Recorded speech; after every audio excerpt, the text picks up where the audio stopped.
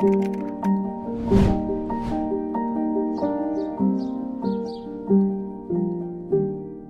sont les fonctions du rein?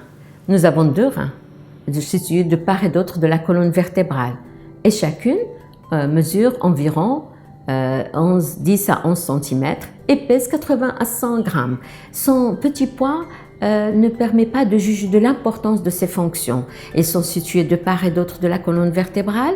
Ils se composent d'1 million d'unités. Quelles sont ces unités? Le néphron, c'est le nom de néphrologie.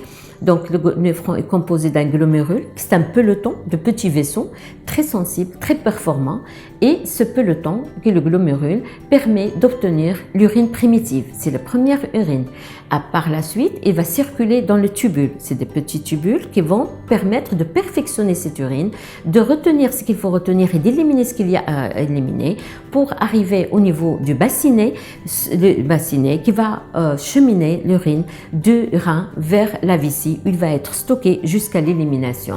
Ces glomérules sont composés d'un filtre très important parce qu'ils contiennent des trous qui ont une mesure physiologique stable, et chaque fois qu'il y a une détérioration ou une maladie de rein, ces filtres vont s'agrandir d'une manière ou d'une autre à cause d'une pathologie X ou Y, et à ce moment-là, ils vont laisser passer les grosses molécules comme les globules rouges, les globules blancs et les protéines qu'on ne doit pas trouver normalement dans les urines.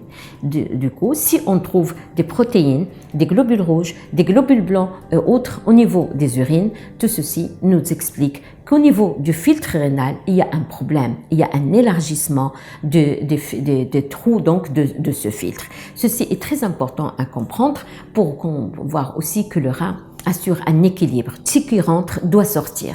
Donc la quantité d'eau qu'on boive, 1 litre ou 3 litres, le résultat il va être le même. La diurèse va changer, c'est pour ça qu'on a un changement au niveau de la couleur des urines, soit très dilué, soit concentré, mais l'essentiel au niveau de l'organisme, en matière d'eau, il doit rester très stable. Le rein élimine aussi tout ce qui est oligo-éléments, tout ce qui est minéraux tels que le sodium, le potassium, donc mais qu'on prenne 5 grammes ou 10 grammes de sodium, le résultat au niveau de notre organisme, il doit être stable, rester stable le taux du sodium au niveau du sang. De la même façon, le rein doit éliminer, puisque c'est une fonction de filtration, il doit éliminer tous les déchets. Tout ce qui est déchets fabriqué par l'organisme doit partir au niveau des reins. C'est pour cette raison que tous ces déchets qui peuvent être toxiques au niveau du rein peuvent altérer donc ces filtres, altérer ce glomérule, être à l'origine de certains problèmes au niveau donc rénal.